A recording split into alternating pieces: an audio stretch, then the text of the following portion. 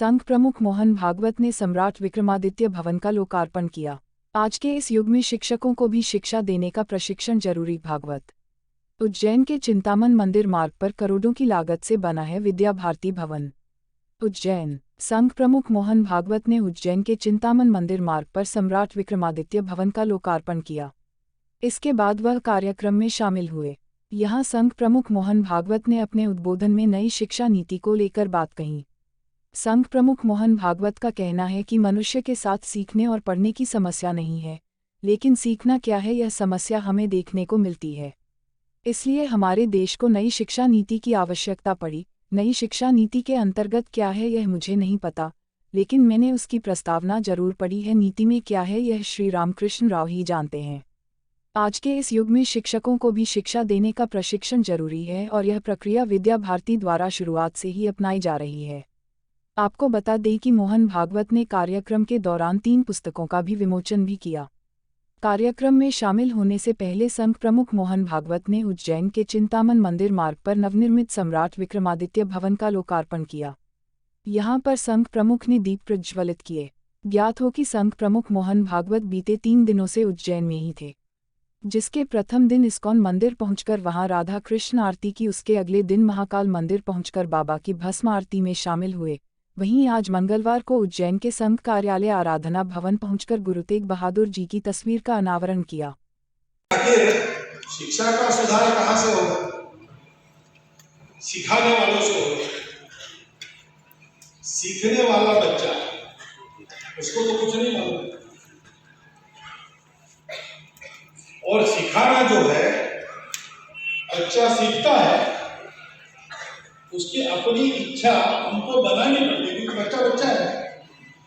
विश्व प्रसिद्ध महाकालेश्वर मंदिर में शिव नवरात्रि पर्व की धूम। दूसरे दिन बाबा महाकाल का शेषनाग श्रृंगार कर दूल्हा बनाया। उज्जैन विश्व प्रसिद्ध बाबा महाकाल की नगरी उज्जैन में इन दिनों शिव नवरात्रि की धूम मची हुई है। शिव नवरात्रि के दूसरे दिन बाबा महाकाल को शेषनाग श्रृंगार से सजाकर दूल्हा बनाया गया। महाकाल के दरबार में विवाह का उत्सव मनाया जा रहा है।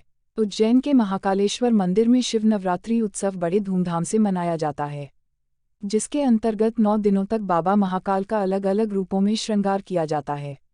इस श्रृंगार का मुख्य उद्देश्य बाबा को दूल्हे के रूप में तैयार करना होता है।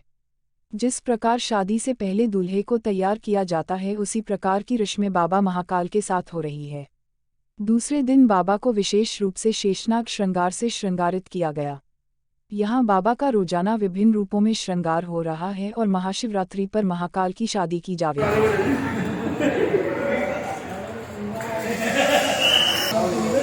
भगवान महाकाल को चढ़ाते हैं, उसी के तारतम्य में पर्व भी यहाँ मनाए जाते हैं। महाशिवरात्रि पर्व अभी 1 तारीख को है, उसी के अंतर्गत नवरात्रि मनाते हैं। जिस प्रकार अपने विवाह होता है, मांगलिक कार्य होता है, लाड़े को हल्दी लगाई जाती है, उस प्रकार भगवान महाकालेश्वर का मंदिर में हम लोग भगवान महाकालेश्वर को दूल्हा बनाते हैं। केसर युक्त इत्र चंदन से भगवान का लेपन करते हैं, भगवान महाकालेश्वर को लाड़े बनाते हैं। उसी के अंतर्गत आज दूसरा दिन है। कल भगवान को वस्त्र धारण करे हैं, आज भगवान को नाग माला धारण कराया है। वो सभी भक्त दर्शन करते हैं, अलौकिक दर्शन होते हैं। महाशिवरात्रि पर्व पर 21 लाख दीपकों से रोशन होगा शहर।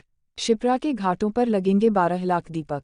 उज्जैन महाकाल मंदिर परिसर में दीप उत्सव को लेकर जिला प्रशासन ने तैयारियां करना शुरू कर दी है। इस उत्सव को लेकर सामाजिक संगठनों की भी मदद ली जा रही है। जानकारी देते हुए कलेक्टर आशीष सिंह ने बताया कि मुख्यमंत्री शिवराज सिंह चौहान का यह सपना है कि उज्जैन को पर्यटन नगरी के रूप में विकसित किया जाए। इसलिए महाकाल मंदिर विस्तारीकरण योजना के लिए 700 करोड़ की राशि स्वीकृत की गई है। इसके साथ ही मुख्यमंत्री का यह भी कहना है कि महाकाल नगरी उज्जैन में शिवरात्रि के पावन पर्व को बड़े स्वरूप में मनाया जाए। इसके साथ ही पूरे शहर भर में 21 लाख दिए जलाए जाएंगे। इस कार्यक्रम के लिए उज्जैन शहर की कई समाजसेवी संस्थाएं आगे आए हैं, जिन्होंने दीप प्रज्वलन को लेकर दियों की कुल संख्या निर्धारित कर जिम्मेदारी ली है। इसके साथ ही उज्जैन शहर के महत्वपूर्ण स्थानों पर हमारे द्वारा दीप प्रज्वलित किए जाएंगे। इन स्थानों में टावर चौराहा, शहीद पार्क और कई ऐसे उद्यान शामिल हैं, जहां पर कुल मिलाकर 5 लाख के लगभग दिए लगाए जाएंगे। माननीय मुख्यमंत्री जी की इच्छा ये भी है कि महाशिवरात्रि पर बहुत बड़े दीपोत्सव कार्यक्रम का आयोजन किया जाए, जिससे कि एक आकर्षण का केंद्र भी बने। लोग यहाँ पर न केवल उनकी संख्या बढ़े श्रद्धालुओं की, बल्कि जितना वो समय यहाँ पर गुजारते हैं उसमें भी वृद्धि हो। इसके लिए हमारा लगभग 21 लाख दिए जो हैं वो जलाने का प्रावधान है। उसके 3 अलग अलग भाग होंगे। विभिन्न घाटों पर हमारे 12 लाख जो हैं वो दिए जलाए जाएंगे, जिसमें लगभग 12,000 वॉलंटियर्स जो हैं हमारी तरफ से अलग अलग समाज के वर्गों से, विभिन्न धार्मिक संगठनों से और विभिन्न शैक्षणिक संस्थाओं से हमको प्राप्त हो रहे हैं।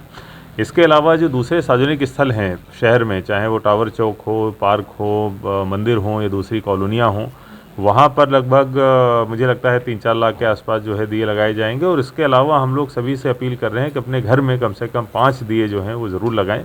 इसके तहत एक हस्ताक्षर अभियान भी हमारे द्वारा अभी चलाया जाएगा कल परसों से। तो कुल मिला के लगभग 21 लाख दिए जो हैं उस दिन लगने की संभावना है। दियों की व्यवस्था कहाँ से की जा रही है? देखिए, दियों की व्यवस्था 2 प्रकार से है। एक तो जो 21 लाख में से हमारे 12 लाख दिए जो घाटों पर लगाए जा रहे हैं उनको जो है प्रशासन के द्वारा उपलब्ध कराया जा रहा है। हालांकि उसमें लायंस क्लब ने अपनी तरफ से कैंडल्स देने की जो है वो करी है, घोषणा करी है। कई सारे घाटों को गोद लिया गया है विभिन्न संस्थाओं के द्वारा, उसमें उनके द्वारा खुद सारी व्यवस्थाएं करी जा रही हैं। लेकिन अगर वो नहीं भी हो पाती तो वो व्यवस्था प्रशासन के द्वारा करी जा सकती है। बाकी सभी जगहों पर जनभागीदारी के द्वारा चाहे दिए हों, चाहे तेल हो या दूसरी व्यवस्थाएं वो करी जा रही हैं। मोहन मेंशन ट्रस्ट की अरबों रुपये की जमीन का सौदा कोडियों में। प्रशासन ने कैसे बिकने दी निजी ठेकेदारों को जमीन, एसडीएम के दफ्तर में की शिकायत।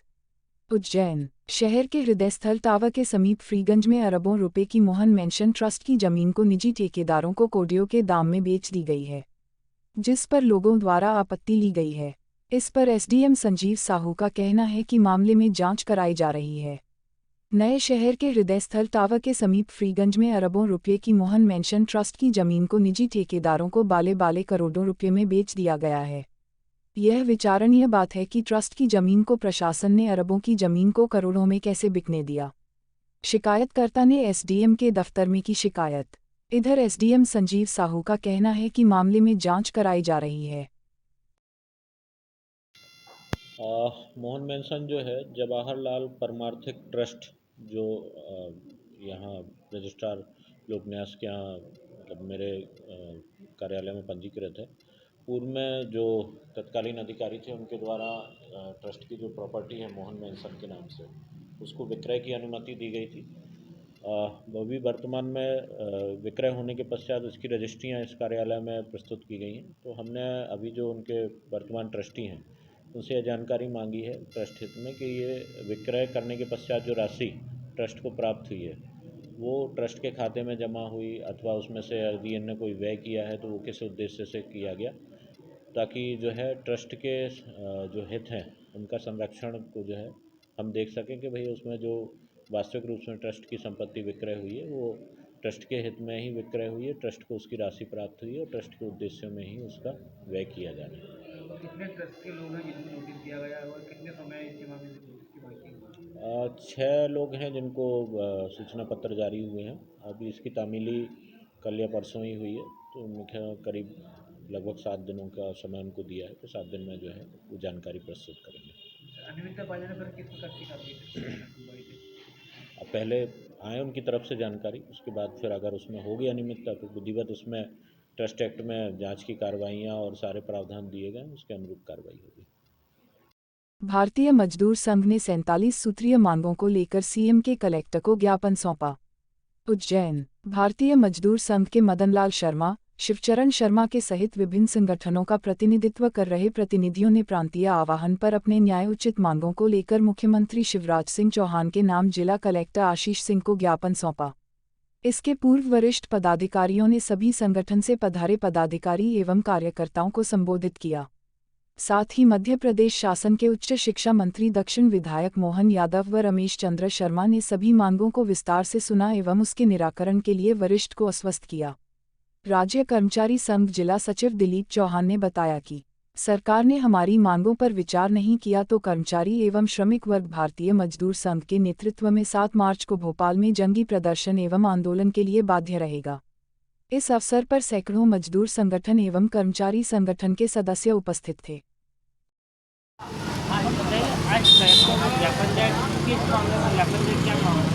47 सूत्रीय मांगों को लेकर मध्य प्रदेश सरकार के यशस्वी मुख्यमंत्री शिवराज सिंह चौहान का ध्यान आकर्षित करने के लिए विभिन्न संगठनों के कर्मचारियों के साथ जिला कलेक्टर को प्रदेश के सभी मुख्यालयों पर आज भारतीय मजदूर संघ के आह्वान पर ज्ञापन दिया गया है, जिसमें कर्मचारियों की प्रमुख मांग है केंद्र के समान वेतन दिया जाए, विनियमित कर्मचारियों को नियमित किया जाए, स्थायी कर्मचारियों को नियमित किया जाए, कृषि विभाग कर्मचारियों को नियमित किया जाए।